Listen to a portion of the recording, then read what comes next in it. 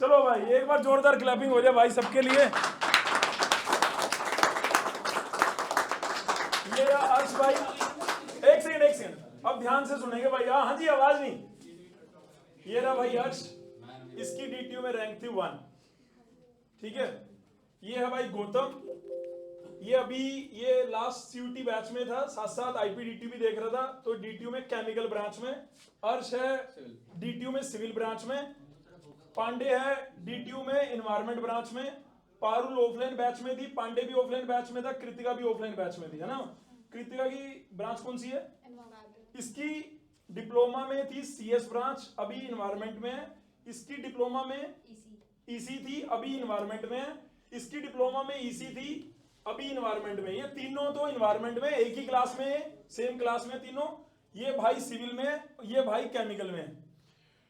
ये सारे डीटीयू में क्यों गए, क्या कारण था, अपन इनसे पूछ लेंगे, या आपके मन में जो डाउट होगा आप भी पूछ लेना। लेकिन मैं ये सिर्फ इसलिए आए हैं, मैं चाहता था कि आप लोगों से एक बार मिलवा दिया जाए और इनसे पूछा जाए कि भाई तुम क्या डीटीयू के लिए पढ़ रहे थे क्या डे 1 से? तो इनका ये कहना था कि हम पहले आईपी के लिए कर रहे थे, आईपी हो गया, उसके बाद हम डीटीयू को भी देखने लगे, कोई दिक्कत ही नहीं है, क्योंकि सिलेबस लगभग कॉमन था। कॉमन कैसे सर? अभी जो रीजनिंग और मैथ कर रहे हैं वो आईपी में काम आ रहा है, उसके बाद क्वांट लास्ट में आपका डीटीयू में काम आ जाएगा, कोई दिक्कत है तो नहीं? यही बात है ना, यस या नो? तो भाई अभी मैं सबसे पहले ये हमारे भाई साहब ये भी डीटीयू ही है, ठीक है। इनको पता है। हाँ ये हंस रहे हैं या ये हंस रहे हैं क्योंकि पता क्यों यार, ये तुम लोग 10 बार देख चुके हो, हमारी आवाज को 10 बार सुन चुके हो। लेकिन मैं ये कह रहा हूं कि 90% बच्चों को पता है कि अगर हम टीयर 1 कॉलेज में जाते हैं तो उसका क्या मतलब है, टीयर 2 में जाते हैं उसका क्या मतलब है, टीयर 3 में जाते हैं उसका क्या मतलब है। तुम्हारा हंसना जायज है, लेकिन अगर हम अभी डिप्लोमा में बैठे हैं और उसके बाद हमें कोई बता दे कि भाई तुम डीटीयू में जा सकते हो, हमें कोई बता दे कि भाई तुम यूएसआईसीटी में जा सकते हो, हमें कोई बता दे कि तुम जादवपुर यूनिवर्सिटी में जा सकते हो, तो अलग बात है। क्योंकि कितने बच्चे जाएंगे, लिमिटेड ही हैं। तुम में से ही उठ के अब अगली चर्चा ये हो रही है सर डीटीयू में जनरल कैटेगरी की सीट कहां थी? 57 सीटें थी, जनरल कैटेगरी की सीट कहां थी? अर्श यार कोई रिजर्व कैटेगरी का थोड़ना है, जनरल का है। अपने आप रास्ते कैसे बने? रास्ते रैंक 1 आ गई, उसके बाद इसे पता लगा यार ईडब्ल्यूएस कैटेगरी भी होती है, बन गया ईडब्ल्यूएस, हो गया काम, कोई दिक्कत ही नहीं है, ठीक है। अब जैसे पांडे जनरल कैटेगरी से है, पांडे जनरल कैटेगरी है, ईडब्ल्यूएस कैटेगरी थोड़ा शर्मा के बोल, अरे कोई बात नहीं यार। तो मैं ये बता रहा हूं, लेकिन अगर आप 2022-23 का देखो, एक सेकंड 2022-23 का अगर आप देखो तो 2022-23 के अंदर भी करीबन 90 के आसपास सीटें थी, 92 के अराउंड सीटें थी, उसमें जनरल कैटेगरी की भी सीट थी। लेकिन अब ये क्या है, इतनी लास्ट में नोटिफिकेशन आएगा, मैं कह रहा हूं मई के 15 मई तक ना, या आप मोटा मानो 30 मई तक आपके लगभग सारे लेटरल एंट्री के एग्जाम हो जाएंगे।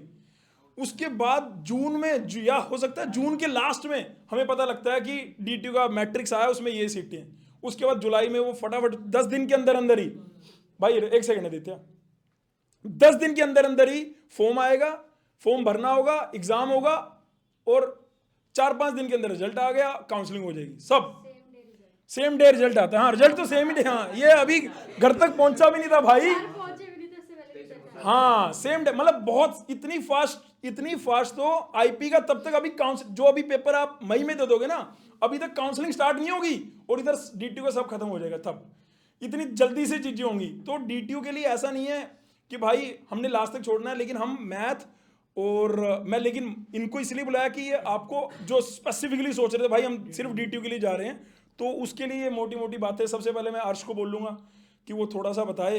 वैसे आप लोगों ने शायद सुन रखा होगा तो बढ़िया है, लेकिन वो अपने तरह से जो अलग बता सकता है वो बताने की पूरी कोशिश करेगा, ठीक है। अर्श आओ यार, अर्श बिल्कुल पीछे है लेकिन रैंक में सबसे आगे है, आओ यार प्लीज बोले। हाँ बताओ सर क्या होता भाई बताना ये है कि रैंक 1 का जो आपने लक्ष्य हासिल किया और जर्नी थी वो कैसे रही भाई? क्या हो रहा है डीटीयू में, मतलब पढ़ाई वढ़ाई सही चल रही है, नहीं चल रही? पढ़ाई छोड़ के सब चल रहा है। एनजी फेस्ट भी चल रहा है अभी, हाँ? हाँ सर देखो कल लास्ट यार, है। चलो बताओ यार नहीं नहीं नहीं, इतने सारे बालकों के सामने एक और माइक दे दिया जाए, बंदा हो ही जाता है भाई साहब, काम खत्म। ठीक है पांडे, अभी वहां पे बैठ के बोलना अलग बात है, जब तू आएगा रैंक लाने के बाद यहाँ आएगा तो बोलना अलग बात है, लेकिन फिर भी मैं चाहता हूँ कि ये बताए यार, अब थोड़ा सा अपनी उस जर्नी को थोड़ा सा एक बार खोल के, मैं चाहता हूँ बालकों के सामने जो ग्राउंड में तूने फील करी थी वो बता। देखो जनरली डीटीयू में देखो सारी ब्रांच में सीट्स नहीं आती, ठीक है, तो तुमको किसी और को लीड को फोकस करना पड़ेगा। मैंने किया था पीयू, पंजाब यूनिवर्सिटी और डीटीयू को, ठीक है, तो लेकिन मेरे को चाहिए थे सिविल ब्रांच सिर्फ, तो डीटीयू में उस साल आ गई, बाई चांस सिविल की आ गई ईडब्ल्यूएस आउटसाइड एक, तो मेरे लिए उसमें हो गया। पीयू में मैंने एक भरा था, रैंक में होगा ही यार, ऐसी कोई दिक्कत नहीं है, एक रैंक में मिलेगा ही, ठीक है, एक रैंक मतलब सबसे पहले इसी के भाई का नंबर है, ठीक है, और पीयू भरा था लेकिन मैंने। अभी बाहर बैठे थे जब हम बाहर बैठे थे, अरे मेरी आवाज ठीक है, जब हम बाहर बैठे थे तो ये हमें कह रहा था कि ये बात ध्यान में रखने वाली होती है कि जब हम फॉर्म डालते हैं तो आप उसमें कौन कौन सी प्रेफरेंस ऑर्डर डालो, तो जैसे कृतिका से मिस्टेक हुई, इसने कुछ भी डाल दिया था, बाद में वहां पे उसके कंसिक्वेंसेस होती हैं, वो पहले ही करनी होगी आपको पेपर से, है ना? पेपर से पहले ही प्रेफरेंस ऑर्डर। तो हमें पता होना चाहिए कि जितनी मान लो 6 ब्रांचेस हैं जिनमें सीट निकली है, तो हम सबसे पहली प्रेफरेंस हमारी कौन सी होगी। अब दिक्कत कहां आती है, समस्या कहां आती है, हम तो सीएस ब्रांच के हैं, वहां पे सीएस दिख नहीं रही, चलो हम सोचते हैं वहां पे आईटी होगी, आईटी भी नहीं दिख रही, वहां पे सॉफ्टवेयर होगी, वो भी नहीं दिख रही, मैथमेटिक्स कंप्यूटिंग होगी, वो भी नहीं दिख रही। अब मैंने मैथमेटिक्स कंप्यूटिंग बोल दिया तो बच्चों को लग रहा है अरे मैथ से तो हम वैसे ही बचते हैं, लेकिन आज की डेट में number 1 branch mathematics and computer branch है, नंबर 1। काफी बढ़िया प्लेसमेंट है। अगर आप आईआईटी जेई के लिए जा रहे हो ना, और आपको पूछा जाए कि आप सबसे पहले ब्रांच कौन सी लोगे, तो उसका ब्रांच का आंसर है कंप्यूटर एंड मैथमेटिक्स। सबसे ज्यादा पैसा उठाने वाली ब्रांच बन गई है। कंप्यूटर इंजीनियरिंग जो कोर ब्रांच है उससे भी ऊपर हो गया मैथमेटिक्स एंड कंप्यूटर। यानी डीटीयू में जो मैथमेटिक्स एंड कंप्यूटिंग में अगर बाई चांस आपके लिए सीट मिलती है तो वो मतलब आपके लिए एक बहुत बड़ी गोल्डन अपॉर्चुनिटी है। और आप यहां पे अगर मैथ पढ़ रहे हैं, बेशक पांडे सर पढ़ा रहे हैं, बेशक आकाश पंडित सर से आप देख रहे हैं, तो आप अपना कहीं ना कहीं मैथ को इंप्रूव कर रहे हैं और वो आपको फायदा देगा उस ब्रांच में, नो डाउट, विदाउट मतलब कोई इसमें शक नहीं है। ठीक है, तो ये भाई सही कह रहा है कि आप जिस लीड का फोकस कर रहे हो, जिस लीड पे, वो करते चले जाओ, डीटीयू एड ऑन में रख लो। और ये मेरा भी मानना है, एक रैंक वाले का भी यही है, मेरा भी यही कहना है। जो सोचते हैं ना मैं तो सिर्फ डीटीयू देखूंगा, सिर्फ डीटीयू मत देखो भाई, एक साथ में लीड और लेके चलो। इसीलिए हमने डीटीयू को अकेला डीटीयू ना बोल के आईपी डीटीयू बोलते हैं। हो सकता है तुम लोगों को गलत लग रहा हो, चलो भाई हाँ आगे वो बढ़िया। देखो मैंने रिकॉर्डेड बैच लिया था मैंने पीयू के पेपर से करीब 2 महीने पहले। ठीक है, तो पीयू का मैंने पढ़ा 2 महीने, हाँ। उसमें मेरी रैंक आ गई 21। ठीक है, ठीक है, फिर उसके करीब 10 दिन बाद था डीटीयू का पेपर। पीयू के पेपर होने के बाद मैं सिर्फ डीटीयू का वो सिर्फ 10 दिन पढ़ा था और कुछ नहीं पढ़ा मैंने। मोहित सर की थी वो क्वांट और रीजनिंग वाली, मैथ्स तो मेरा वैसे सारी लगा ली थी, सारी वीडियो, हाँ सारी लगा, सारी 10 दिन में कितने घंटे पढ़ देता था? बस सर क्लास ही लगाता और कुछ नहीं किया था। अच्छा, बस क्लास ईमानदारी से वो सारी क्लास लगाता रहा। वो वहां पे हेल्प करी थी रीजनिंग और क्वांट की क्लास सर पेपर में, उसी से सारा वो लेवल सारा। बल्कि सर का थोड़ा ज्यादा ही था, मतलब क्लास में जो कराते हैं वही भी कर लो, काफी है वो। अबे ये तुम्हारे सामने खड़ा है, अब ऑनलाइन नहीं है, ये साक्षात तुम्हारे सामने खड़ा और बोल रहा है। हाँ ठीक है, तो मैथ्स तो मेरा काफी वीक है, मैथ्स के तो मेरे मतलब पढ़ा ही नहीं मैंने उस 10 दिन में। ठीक है, 8 दिन मैंने उसमें क्लास पूरी कर ली, 9वें दिन को रखा मैंने रिवाइज, और 10वें दिन बस मेरा पेपर था, तो उसमें हो गया बस। और एक बार quant AP sir, mathematics based maths तुमने छोड़ दिया था, मैथ्स तुमने छोड़ दिया था। टोटल नहीं, सुनो एक सेकंड, हाँ टोटल 90 क्वेश्चन थे उसमें डीटीयू में, उसमें करीब 60 उससे हो गए क्वांट और रीजनिंग से, 30 हो गए मैथ्स से। तो मैंने सिर्फ वो 60 मैंने क्वेश्चन अटेंड भी टोटल 60 किए थे 90 में से, और मैथ्स तो मैंने छोड़ दिया था सारे। 90 में से कितने किए? 60 किए सिर्फ क्वांट और रीजनिंग। ठीक है जी, तो क्लैपिंग कर दो भाई के लिए एक बार जोरदार। ये बंदे, एक सेकंड, ये हाँ जी एक सेकंड, ये अपनी जो बात आपसे रख रहा है ना, तो वो ये तुम लोग यानी इससे तो एटलीस्ट आगे हो। जो बच्चा सोच रहा है, मैंने आज मान लो विदुषी या अनविशा, ये लोग ये सोचे भाई हम तो लैग कर रहे हैं जी मैथ में, हमने तो कुछ नहीं करा, लेकिन ये कह रहा है कि उसके बावजूद भी हो सकता है। यही तो कह रहा भाई। हाँ जी मैच तो रवि। मतलब अगर अभी तक भी तुम में से कोई सोया हुआ है तो ये कह रहा है अभी भी जाग जाओ, बन जाएगी बात, ये कह रहा है तुम्हारे सामने। अब आपको लग रहा होगा सर ये तो, हाँ ये अपने एंड से अपने आप ही, मैंने नहीं सीखा कि भाई तूने कितने दिन में तैयारी करी, क्या करा क्या नहीं करा, आपके सामने अपने आप बता रहा है कि भाई 2 महीने वहां पे। ऑब्वियसली पीयू लीड के लिए भी मैथ पढ़ा होगा इसने, फिजिक्स भी पढ़ी होगी, केमिस्ट्री भी पढ़ी होगी, तब तो सिविल भी, उसमें तो सब होते हैं ना, तो वो सारी चीजें तो अपने एंड से कर ही रहा था वो पैरेलली उस टाइम पे। तो ये नहीं है कि 10 दिन में, लेकिन 10 दिन में रीजनिंग क्वांट वाला पोर्शन पीयू लीड में नहीं आता ना, तो वो पोर्शन इसने इधर तैयार कर लिया और हो गया काम, कोई दिक्कत ही नहीं है। ठीक है जी, हो सकता है ये पहले से भी थोड़ा मतलब माइंड से रीजनिंग और क्वांट पहले से आपका एप्टीट्यूड वाला लेवल जो है वो अप हो, ऐसा भी हो सकता है। नहीं सर, उस 10th के टाइम में वो NTSC होता ना, हाँ। तब पढ़ा था बस एक बार, उसके बाद अभी पढ़ा 3 साल का गैप तो ही गया था। ठीक है, चलो भाई बहुत बढ़िया यार। इनके लिए कुछ मैसेज देना चाहे थोड़ा लाउडली, तेरे को लगे जो इनको भाइयों को देना जोरदार है, आवाज में देखो, जोरदार आवाज में, पीछे तक आवाज जानी चाहिए, वो पीछे वो हिमांशु तक जानी चाहिए भाई साहब, बिल्कुल उसका तो घर भी बिल्कुल डीटी के जड़ में है, पास में है कि भाई डीटी मिल जाए मैं बगल से पहुंच जाऊंगा, बस मिनट में बंद कर लूंगा। बस ठीक है, देखो DTO के लिए कुछ ज़्यादा पढ़ना नहीं, जो DTO को फोकस कर रहे हो, सिर्फ 10-15 दिन पढ़ोगे हो जाएगा तुम्हारा, एक बार पढ़ लोगे। इनके पास समय है थोड़ा, आराम से बताओ। 10-15 दिन बोलोगे ना तो फिर पढ़ेगा ही नहीं। ओके, अरे DTO चाहिए तो ब्रांच कौन सी चाहिए बताओ।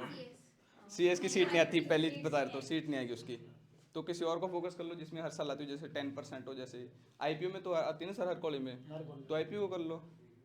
मेन तो कोई लीड रखना यार आपको, ठीक है। 60% एक बच्चा कह रहा है इसने 60 क्वेश्चन करे, 60 में से कितने ठीक थे तेरे? सर मेरे को लगता है 60 ही लगभग सही थे इसके। इसने वीडियो में भी बोला था, उसी दिन जिस दिन रिजल्ट आया था उस दिन भी बोला था लगभग जितने करे सब ठीक है। नेगेटिव होगा, देखो तुक्का मारने का कोई फायदा नहीं है, करोगे तुक्के मारोगे नेगेटिव हो जाएगा उसको। अगर 1-2 क्वेश्चन आते थे बस वही किए थे। ट्रिग्नोमेट्री करी थी इसने, बताया था भाई ने मैथ एप्टीट्यूड करी है अच्छे से, क्या 2-4 सवाल ऊपर नीचे होंगे बस, मेरे में इतने थे।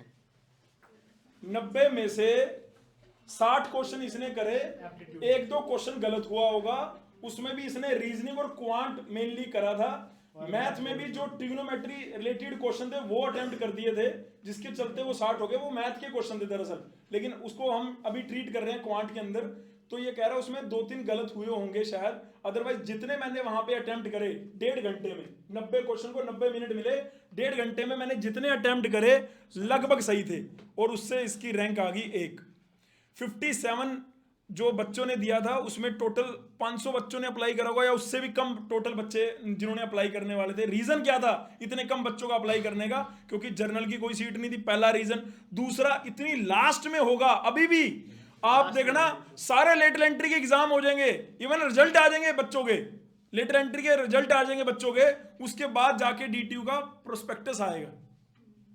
पेयर तो सर 250 ही थे बच्चे। हाँ, 280 और 250 के बीच में, और हो गया काम। ठीक है जी, बहुत बढ़िया। और कोई मैसेज तेरा?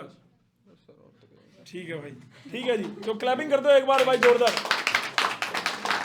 पांडे भाई देखो यार, एक उसको बुला। हाँ यार देखो रैंक, अरे देखो यार रैंक वन तो देखो किसी लीड में बहुत बड़ी होती है, तो अगर कोई बंदा लीड में रैंक वन ला रहा है ना, तो थोड़ा उसको रिस्पेक्ट करना चाहिए, ठीक है। तो कंक्लूजन ये था यार कि 60 क्वेश्चन करे, लेकिन 60 के 60 मेरे को आते थे एप्टी के रीजनिंग के, ठीक है। मैथ जैसी भी है रही होगी आपकी, लेकिन अगर आपको अच्छे से आता है मैथ का एप्टीट्यूड या फिर रीजनिंग वाला पार्ट, तब भी आप एक अच्छा स्टैंड ले सकते हो किसी भी लीड वाले एग्जामिनेशन में। तो काइंडली यार नोट दैट पॉइंट है ना, ऐसा नहीं कि आप आए उन्होंने कुछ मजाक किया फंस के निकल गए, फिर बेटा आपकी रैंक भी नहीं आएगी बाद में, ठीक है। तो कुछ यार जो नोट पॉइंट या जिस्ट निकल रहे हैं यहाँ से, वो कुछ ले लो, वरना फिर ठीक है। देखो तुम्हारे लिए हो सकता है कि ये तुम्हें ऐसा लग रहा हो कि यार मतलब इस सेशन का हमारे लिए क्या रिलेवेंस है। इस सेशन का वो रिलेवेंस है जो बालक दबे से पढ़े थे ना, जिनको लग रहा था भाई अब तो निकल गया सब कुछ, तो ये कह रहा अभी भी है कुछ। ये बात है यहाँ की कि तो तुम हमें इतनी सारी भीड़ में से अगर 4 या 5 बच्चे आप करते हुए निकल गए तो हमारे लिए हो गया काम भाई। और इनके लिए भी हो गया कि हाँ यार ये आए स्पेशली, ये किस चीज के लिए आया, मैं इन्हें क्या दूंगा, तुम्हें क्या लगता है मैं इन्हें क्या दूंगा? आशीर्वाद। ठीक है, तो वो वाली बात है यार। ठीक है, तो पांडे बताएगा। पांडे मैं क्या दूंगा तुम्हें? हाँ। आशीर्वाद देंगे। अरे ये तो इन्होंने बोल दिया, चल ठीक है मजाक। पांडे भाई है, चलो अरे चलो पांडे यार, यार सीरियसली पूछो यार। जर्नी बताओ यार थोड़ी। हाँ, पंडित जी पांडे पूसा पॉलिटेक्निक से है, इसी ब्रांच में था, आपने अपनी ब्रांच चेंज क्यों करी? पहला कारण इसलिए क्योंकि मतलब आईपीयू में और डीटीयू में जब मैंने कंपैरिजन किया तो पता लगा कि कहीं ना कहीं डीटीयू एक अच्छा प्लेटफॉर्म है आईपीयू से, और वहाँ बेसिकली हमें प्लेसमेंट की तो अपॉर्चुनिटी मिलती है। साथ में ये है कि आप ब्रांच पे ना फोकस कर, ब्रांच पे तो फोकस करना ही है, साथ में अगर आप कोडिंग वोडिंग कर लेते हैं थोड़ा तो बेटर प्लेसमेंट अपॉर्चुनिटी होती है। बाकी आपकी ब्रांच में तो होती है, बट आप अगर पोटेंशियल है आपके पास उसको इंक्रीज कर सकते हो तो आप कोडिंग करो और आगे जाओ। जितना लाइटली जैसे अभी यहाँ पे बच्चे ले रहे हैं डीटीयू आईपीयू, इनको थोड़ा सा बता कि वहाँ पे अगर जेई मेन से जाना हो उस कॉलेज में तो क्या हवा है, नहीं, है ना? वहाँ- आप लोगों को अभी थोड़ा सा रियलाइजेशन नहीं है शायद, क्योंकि बहुत इजी रास्ते से निकल के वहां पहुंच जाते हो ना, इसलिए तुम्हें पता नहीं है कि उसका इंपॉर्टेंस क्या है, बहुत इजी रास्ते से निकल जाते हो। लेकिन मैं ये कह रहा हूँ कि जो बच्चा डीटीयू में बैठा हुआ है, और दूसरा यार जिस बच्चे को लग रहा है वहां पे 2 लाख रुपए फीस है, क्योंकि बियॉन्ड कैमरा ये भी लगेगा बच्चों को कि 2 लाख रुपए फीस आए, 2 लाख रुपए फीस अगर आप जेन्युइनली बिलोंग करते हो, आपका फाइनेंशियल दिक्कत में है, तो वहां पे एक स्कॉलरशिप के लिए कमेटी बनती है, जिसमें भाई अभी बात हो रही थी कमेटी की, चर्चा करी नहीं यार। कमेटी तू बैठा है कमेटी में? नहीं सर, तो ये बैठा है, तो ये भाई आप बैठे थे उस कमेटी में? पेरेंट्स को बुलाया जाता है, वहां पे डीटीयू के कुछ प्रोफेसर्स बैठते हैं जो कि डिसाइड करते हैं कि आपको 100%, 90%, 80% कहाँ तक की स्कॉलरशिप मिले। उसका रिजल्ट कब मतलब तूने इंटरव्यू दे दिया वो वाला? हाँ दे दिया। कब आएगा रिजल्ट उसका? सर रिजल्ट अभी तो कुछ नहीं होता। कितने बच्चे उसमें अपीयर हुए थे? फर्स्ट ईयर वाले भी होते हैं उसमें और लेटल एंट्री वाले भी होते हैं जिनको हाँ, फाइनेंशियल सारे दिक्कत होती है ना। हाँ, करीब 600 थे। 600 बच्चे अपीयर हुए थे, तो 600 बच्चों को उन्होंने शेड्यूल मतलब एक दिन को 50 बंदे निबेड़ देते होंगे, हाँ करीब 60। एक दिन में 50-60 स्टूडेंट हो जाए, मतलब 10 दिन लगे इस प्रोसेस को कंप्लीट होने में। उसके बाद एक पूरा पीडीएफ आएगा कि इन बच्चों को इतने इतने % स्कॉलरशिप मिलेगी, और वो 3 साल के लिए वैलिड होगी। 2 के लिए सर, 2 के लिए। अच्छा, रेस्ट 2 के लिए वैलिड होगी, रेस्ट 2 के लिए वो वैलिड होगी, और जो फर्स्ट ईयर वाले उनके 3 साल के लिए वैलिड होगी। उसका कोई आइडिया नहीं था, कोई बात नहीं, ठीक है। यानी नेक्स्ट अगर मान लो तेरे को 100% स्कॉलरशिप मिल जाएगी तो तेरे को हॉस्टल का खर्चा बियर करना होगा अगर आगे नोटिस। हाँ सर। अभी पता नहीं है बाकी नोटिस कब तक आएगा वो? अभी सर लगता है फेस्ट के कारण आएगा तो अप्रैल में आएगा, मार्च भी, क्योंकि मिड सेम के कारण। मिड सेम है अभी फर्स्ट वीक या सेकंड वीक ऑफ मार्च में इनके मिड सेम होते हैं, क्योंकि अप्रैल में वैसे तो होने होते हैं फरवरी में, लेकिन फरवरी में वहाँ पे कल्चर ही कुछ हो रहा है वहाँ पे। अभी फिलहाल एक ऐसा कल्चर चल रहा है जिसको हर कोई जीना चाहता है। हमने भी जिया अपने टाइम में, मतलब हमने अपने दोस्तों, कैडेंस के दोस्तों को बुला रहे हैं, क्वालकॉम के दोस्तों को बुला, आ जाओ भाई मजे करने, तो तैयार होके आ रहे हैं, मॉडल बन के आ रहे हैं वो भी लोग। ठीक है, चलो छोटो, क्या बातें करें पुरानी क्या करें बातें पुरानी, ठीक है। तो पांडे जी के साथ भाई मैं ये पांडे प्लीज घबरा मत, तेरे जूनियर हैं जो अपनी बात तू कहना चाहता है कि जब तू यहाँ बैठा होता था तो क्या था, अभी क्या सीन है, क्या करना है, इनको बता दे फटाफट जल्दी। बेसिकली आप मतलब इस चीज़ को लेके परेशान मत हो कि क्या हो रहा है या कैसे करना है। आप अगर क्लास में आते हो और प्रॉपर सुनते हो, जितना क्लास में पढ़ाया जाता है, अगर उतना भी जाके आप रिवाइज करते हो और क्वेश्चन आप बना लेते हो, तो मतलब आप ये मान के चलो कि आप काफ़ी अच्छे पोजीशन में हो। वैसे आपको ऐसे बाहर जाके कुछ सोचने की ज़रूरत नहीं पड़ती, क्योंकि मेरे साथ भी ऐसा था। मैथ्स हम लोगों के लिए हमेशा प्रॉब्लम रही है, लेकिन लास्ट डेज में हो जाती हैं सारी चीज़ें। मतलब रीजनिंग, क्वांट, मैकेनिक्स भैया ने पढ़ाई थी बेहतरीन, तो हो जाता है। मतलब इतना कोई बहुत लोड लेने की जरूरत नहीं है आपको। भाई बेहतरीन नहीं पढ़ाते हम, ऐसी बात नहीं। और क्या हाँ बिल्कुल बिल्कुल, चलो भाई एक बार क्लैपिंग कर दो पहले पांडे के लिए, ठीक है। आप आओ कृतिका के बाद पारुल, और पारुल के बाद गौतम, ठीक है गौतम, ठीक है। Hi guys. हाँ हाँ जी सर। बताओ, जर्नी तो सही गई जब थी। तुम यहाँ पे ऑफलाइन बैच में आई थी तो तुम्हें पता था कि तुमने डीटीयू जाना है, ऐसा था? मेरा ये था, मैं डीटीयू थोड़ा loud बोलो भाई, हाँ। मेरा ये था, मैं डीटीयू में ऑलरेडी उस टाइम पे इंटर्नशिप कर रही थी, एंड मतलब ये था, मेरे को एडमिशन का इतना क्लियर नहीं था, बट कि मे बी वाला ऑप्शन था। डीटीयू मेरे लिए पर्टिकुलरली नहीं था, मेरा फोकस आईपीयू पे था, बट आईपीयू में उतना अच्छा परफॉर्म नहीं कर पाए। देन फिर सर का ही कॉल आया था कि you should apply in DTU also, तो फिर मैंने वहाँ पे अप्लाई किया था एंड आई गॉट रैंक 19, सो ठीक है। बहुत बढ़िया, क्लैपिंग यार। अच्छा दूसरा ये बताओ तुम्हारा कॉलेज कौन सा था? Main campus DSU Dwarka.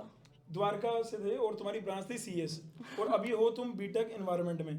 तो तुमने जो ये अपनी ब्रांच चेंज करी है, किसी घर वाले ने बोला नहीं कि किसी ने बोला नहीं कि अपनी ब्रांच चेंज कर रही हो, कैसे कर सो रही हो? मेन तो ये भी था कि लाइक Tier 1 कॉलेज है तो कैंपस तो ये कह रही कि मैं कॉलेज के नाम की वजह से वहां पे हूँ और उसके बाद अगर मैंने अपना थोड़ा सा कोडिंग या जो भी मेरा रिसर्च वो फील्ड है उसको इम्प्रूव करा तो वो कॉलेज मुझे वो आउटपुट दे सकता है जो शायद IP का कॉलेज वो आउटपुट ना दे पाए। एंड एक्सप्लोजर बहुत है DTU में। अगर तुम ये सोच के बैठो ना कि लाइक बिल्कुल सिर्फ पढ़ाई वाला भी, उसमें भी आप बहुत चीज़ें कर सकते हो। Like I am writing a research paper right now on air pollution and उसमें लाइक मशीन लर्निंग वगैरह भी बहुत कुछ वो खुद से ही सिखा रहे हैं। तो क्लैपिंग कर दो भाई एक बार। तुम में से कोई किसी का कोई क्वेश्चन पूछना चाहता है तो पूछ सकता है इससे या पांडे जी से या अर्श से। नहीं, हाँ क्वेश्चन कितने अटेम्प्ट किए थे? मैंने आई गेस 52 के अराउंड अटेम्प्ट करे थे। तुमने मैथ करा था यार? मैथ तुमने भी नहीं करा बिल्कुल। मैंने क्वांट और रीजनिंग पे लास्ट 2 हफ्ते पूरा क्वांट और रीजनिंग करी थी। ठीक है जी, क्वांट और रीजनिंग पे ही फोकस था। ठीक है, 90% डिप्लोमा वालों का यही फोकस है। चलिए बहुत बढ़िया। हाँ एक सेकंड ये लो कृतिका, एक मिनट क्वेश्चन है। आपकी रैंक आईपी मतलब आपने आईपी का पढ़ा था तो आपकी मैथ्स भी ठीक-ठाक होगी? नहीं नहीं IPU इतना गया नहीं बढ़िया, तो थोड़ा ये होता है ना कि लेवल क्या था, मतलब आप सभी से क्वेश्चन है, लेवल क्या था मैथ्स का, मैं ये पूछना चाह रहा हूँ। मैथ्स का आईपी भी आप लोगों ने अपीयर किया ही हुआ है, तो आईपी हार्ड था कि DTU? नहीं, मैथ्स के कंपैरिजन में बात करें तो DTU टफ होता है। हाँ, अगर ये मैथ के कंपैरिजन की बात करनी है तो ये कह रहा है कि DTU ज्यादा टफ है।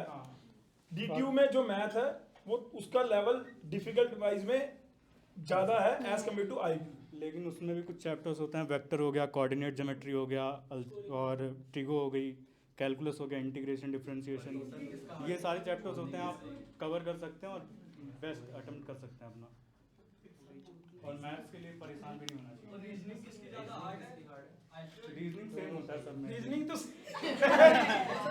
रीजनिंग और क्वांट में कोई सीन नहीं है यार देखो एक बार थोड़ा ना देखो दोनों का जो टैक्टिक्स है ना वो अलग अलग है। रीजनिंग अगर जैसे आप DTU लीड दोगे या फिर IPU लीड दोगे ना, एक सेकंड सुनो ध्यान से एक यार। बार थोड़ा विशेष करो ना। IPU लीड में आपका जो मेनली फोकस रहता है ना वो 75% तो देखो आप, मैकेनिक्स रहती है, कंप्यूटर रहती है और फिर रीजनिंग रहती है। ठीक है, और मैथ अगर देखोगे तो सिर्फ DTU में होगी और सिर्फ 30 क्वेश्चन होंगे मैथ के, जो अभी पता चला, और फिर सारे क्वेश्चन होंगे आपकी क्वांट के, है ना। तो उसको देखने का तरीका थोड़ा अलग है। अब ये देखना है कि अब मेरी क्या स्ट्रांग हो सकती है और मैं क्या कर सकता हूँ। ठीक है, बढ़िया जी। ठीक है जी, पारुल के लिए क्लैपिंग कर दो एक बार जबरदस्त। ये शायद पहले बैच में थी, ये लास्ट बैच, सॉरी ये लास्ट बैच में थी, ये सेकंड बैच में थी। ठीक है, हाँ पारुल बताओ। कुछ नहीं, अगर IPU के लिए प्रिपेयर कर रहे हो तो मतलब IPU और DTU दोनों साथ में लेके चल सकते हो। पहले IPU के लिए कर लो क्योंकि उसके लिए DTU के लिए अलग से तुम्हें टाइम मिल जाएगा, 1 महीने के अप्रॉक्स, बिल्कुल ध्यान से उसे कर पाओगे फिर। तो अभी मैथ भी लेके चल लो और उसके बाद जब DTU के लिए अपेयर करो तो रीजनिंग और क्वांट पे ज़्यादा वो कर लेना। अगर तुम्हारा मैथ अच्छा है वो भी कर लेना फिर। तो ये है विन-विन सिचुएशन है हर जगह। हाँ, ठीक है, आपको डिसाइड करना है क्या करना है। एक्चुअली ये लोग हैं DTU से ना, नहीं DTU से है ना, उसमें तो मैकेनिक्स आती नहीं है ना उसमें। सोने का लोटा दे दो बस, आपको मांगने की। नहीं, उसमें सिर्फ मैथ। एक सेकंड हाँ जी, कोई डाउट है? ईशान कोई डाउट? नहीं, कोई डाउट? फिर भी लेकिन मैकेनिक्स बहुत जरूरी होता है। हमारे डिपार्टमेंट में तो सॉइल मैकेनिक्स बस वो अब जो एडमिशन के बाद है वो। ये इसने जो ब्रांच चेंज करी है ना उसमें इसको ये वाली जो इसने मैकेनिक्स पढ़ी थी वो फायदा दे रही है बहुत। हमें पता नहीं होता। कई बच्चे जैसे DTU लीड जिन्होंने देना है ना, जो सिर्फ सोच रहे मेरे को DTU, तो वो मैकेनिक्स की क्लास को छोड़ के अरे सर मेरे को करना ही नहीं है, मुझे मैकेनिक्स पढ़। अब देखो पता लग रहा है इसको कि मैकेनिक्स का वहाँ पे रोल भी है। बात समझ में आ रही नहीं आ रही? तो पढ़ाई का मेरे हिसाब से कभी नुकसान होता नहीं है ना होगा। आओ भाई गौतम मेरे भाई गौतम के लिए जोरदार ताड़ी मारो पहले एक बार। गौतम यूपी में कहाँ, थोड़ा सा अपने बारे में बता पहले। मैं यूपी बनारस में रहता हूँ। मैं ये यूपी बनारस है, बनारस में रहते हुए इसने थोड़ा ना सोचा था कभी भी कि भाई DTU में आ जाएगा ये, लेकिन आ गया भाई। सही बात है ना? हाँ। मैं जब डिप्लोमा कर रहा था तभी मेरा था कि मैं DTU में एडमिशन लेना चाहता हूँ तो मैंने CVT का भी प्रिपेयर किया था बी ऑप्शन के लिए। तो CVT का एग्ज़ाम दिया, उसमें भी ठीक ठाक नंबर आया था। मतलब मैं मैकेनिकल से हूँ तो कितने उसमें थे तुम्हारे 650 में से सीयूटी में? 460 कुछ नंबर, नहीं 420 कुछ थे। 420 बढ़िया नंबर होते हैं भाई, क्लैपिंग कर दो इसके लिए। हाँ, और उसका एग्ज़ाम हो गया। फिर DTU का 1 महीने बाद एग्ज़ाम था। तो मेरा ये था कि मुझे DTU ही चाहिए, लेकिन मैंने दिया CVT उसके लिए कि अगर DTU में ब्रांच नहीं आती है तो ले लूँगा। लेकिन DTU में मुझे केमिकल मिल गई, तो मतलब मैकेनिकल का ही एक पार्ट केमिकल है, तो मैंने केमिकल उसमें ले लिया। तो सही है। हाँ सही है। काफ़ी क्वेश्चन क्या थोड़ा तुम्हारा देखो यार, यहाँ पे पहले इधर आ जाओ, इधर आओ, खड़े हो बेटे सारे इधर आ जाओ, हम फ्रेम से बाहर निकल जाते हैं। आ जाओ भाई, इधर आ जाओ। ठीक है, कैसे रहा? मैंने 30 से 35 क्वेश्चन अटेम्प्ट किया था। मेरा EWS 9 रैंक आया था। अर्श आ गया? अरे नहीं आ रहा, अभी भी नहीं आया, नहीं आ रहा। हर्ष भाई और फ्रेम आगे। में आओ आप। मैग्नेट बस कोई नहीं छोड़ दो उसको। ठीक है। अच्छा हाँ, मतलब DTU में ये नहीं है कि एकदम बहुत ज़्यादा पढ़ना है, ये वो करना है, कुछ ज़्यादा ज़रूरत नहीं है। कॉन्फिडेंस रहो, एग्ज़ाम के टाइम लैग मत करना। 30 से 35 क्वेश्चन अटेम्प्ट कर लोगे सही तो मिल जाएगा तुम्हारा ब्रांच। मतलब लो भाई साहब एक और बात सुन लो, ठीक है भाई? अच्छा सुनो, मतलब एग्ज़ाम के टाइम लैग नहीं करना है। वहाँ पे जाके पता चला सिस्टम पे कुछ आ ही नहीं रहा है। मतलब ठीक है यार, जब तुम तैयारी कर रहे थे, तुम में से सारे जब तुम तैयारी कर रहे थे, तुम्हारे माइंड में जो क्वेश्चन तुम्हें लगता था कि यार इसके आंसर हमें मिलने चाहिए, तुम करना चाहोगे ऐसा कोई क्वेश्चन जो तुम्हें लग रहा था उस टाइम पे हमें कोई क्लैरिटी नहीं थी, या कुछ ऐसा क्वेश्चन था हमारे माइंड में जो मुझे आज कहना है कि इन लोगों के साथ भी वो चल रहा होगा? हाँ प्लीज बस सर ऐसे ही लग थोड़ा आगे। हाँ ऐसे ही लग रहा था कि मतलब जो क्लास में हो रहा है क्वेश्चन इससे हाई ना आ जाए, लेवल वही था। मतलब क्लास के लेवल को कर लो, हो जाएगा। मतलब और कहीं से कुछ मटेरियल उठाने की जरूरत नहीं है, टाइम कम रहेगा तुम्हारे पास। जब पहले किसी पेपर को कर रहे होगे तुम्हारे पास DTU के लिए टाइम थोड़ा कम बचेगा लास्ट में, तो किसी और मटेरियल को मत उठाना, जो क्लास में कराए सिर्फ वही करना, नहीं तो टाइम वेस्ट होगा। बस यूट्यूब से या कहीं और से पढ़ रहे हो उसका कोई फ़ायदा नहीं, सिर्फ क्लास का मटेरियल पढ़ो, हो जाएगा। जो मटेरियल सर ने दिया था उससे आप हाँ मोहित सर की जो क्लास हुई थी ना, रीजनिंग और क्वांट, सिर्फ वही किया मैंने। मैं तो वो भी नहीं करी। सुन लो ना, वो कह रहा है कि GCC में जो मोहित सर पढ़ा रहे थे उसमें क्लास वाला। जितनी DPP उन्होंने दी हैं, या जितना क्लास में उन्होंने पढ़ाया है, या जितने असाइनमेंट आपने लगाए हैं, वो मोर देन सफिशिएंट हैं, रीजनिंग के भी क्वांट के भी, वो ये कह रहा है। और जितने टेस्ट जो हम ले रहे हैं DTU के, वो सफिशिएंट थे। टेस्ट में दिए नहीं सर एक भी। हाँ कोई बात नहीं, तू बोल दे। टेस्ट मैंने एक भी नहीं दिया था, सिर्फ PUT क्लास के मैंने किए भी थे। दिया था। सर टाइम ही नहीं था सर। तूने मैंने दिया। सारे टेस्ट दिए थे? हाँ मतलब देता रहता था। तूने भाई? मैंने सारे टेस्ट दिए हैं और अच्छे थे। आपने टेस्ट सर सारे दिए मैंने। आपने सर सारे टेस्ट दिए थे, बट जो क्वेश्चंस हो रहे थे ना ऑलरेडी क्लास में, उन पे ज़्यादा फोकस किया था मैंने लास्ट में DTU। क्लास में कैसे? मतलब जो ऑनलाइन जो सर ले रहे थे या ऑफलाइन? ऑफलाइन मैंने IPU की तो ऑफलाइन ही ली थी, उसके बाद DTU के लिए मैंने टोटली ऑनलाइन ही पढ़ा था, सेल्फ स्टडी थी वो पूरी। चलो बहुत बढ़िया है। चलिए जी ठीक है, और कुछ पूछना तो पूछो भाई। पूछ लो भाई कुछ। शेष तेरे माइंड में कोई क्वेश्चन आ रहा है, तेरे को लग रहा है कि बच्चों को हेल्प करेगा, तो प्लीज पूछ। देखो यार, आप लोगों को लगता होगा कि बिल्कुल लास्ट में, जैसे ना जैसे ही फरवरी का महीना आ गया है, तो आपको लोगों को लगता होगा यार अब तो बहुत लेट हो गया। तो जैसे ये सारे विद्यार्थी हैं ना, इनका जैसे थोड़ा IPU लीड फिर भी थोड़ा ख़राब गया, लेकिन फिर भी उन्होंने ऐसा ना कोशिश करते रहते हैं ना। तो जैसे हम लोगों ने कुछ सोच लिया कि यार हमें को BTech में एडमिशन लेना है, तो उन्होंने शुरुआत से फिर वो जर्नी रखी, और फिर एक पेपर खराब भी गया तो दूसरे में थोड़ा अच्छा किया। ठीक है, तो जैसी कुछ भी, जैसे दोनों सबका रहा हो कि यार थोड़ा हमने पढ़ा, थोड़ा हमने नहीं पढ़ा, थोड़ा हमारा ये पोर्शन वीक था, लेकिन जो पेपर का जो सिलेबस था, पेपर का जो पैटर्न था, उन्होंने थोड़ा अच्छे से फोकस किया और उनका लीड का पेपर निकल गया। ठीक है, तो आप लोगों को भी ये नहीं सोचना कि अब फरवरी आ गई है, अब तो हमारे से कुछ होगा ही नहीं, है ना। जब भी आप पढ़ना शुरू करते हो अच्छे से करो, सिलेबस कवर करो, PYQ देखो, है ना, और जितने टेस्ट सीरीज अटेम्प्ट कर सकते हो उतने करो यार दोस्तों। ठीक है, बस भाई बढ़िया है यार, थैंक यू फॉर। अब रही कि रीजनिंग और क्वांट में जो अंदर के टॉपिक की डिस्कशन है कि भाई वो क्या है, इस भाई ने मेरे को भेजे हैं, मैं एक PPT के जरिए से वो सारे शेयर करूंगा आप लोगों से। ठीक है जी, तो एक बार जोरदार ताड़ियां, एक थैंक यू सो मच जरूर बोल दो भाई दोस्तों। भाई मेरे और GCC में सभी फैकल्टी की तरफ से भाई आप लोगों को आने के लिए तहे दिल से धन्यवाद, थैंक यू सो मच। और आगे के लिए आपको शुभकामनाएं कि आप भी श्रेयस की तरह वहां से भाई अगर डीटीयू नाम में गया था तो इसने इसको छोड़ा नहीं, उस नाम को कन्वर्ट किया। ये तुम्हारे सामने एक एग्जांपल खड़ा है, ठीक है? तो तुम लोगों को भी ऐसे ही करना है, यस या नो? चलिए ठीक है जी, थैंक यू। हाँ, डिप्लोमा के बच्चे, डिप्लोमा के बच्चे, अरे बोल दो कितने अच्छे।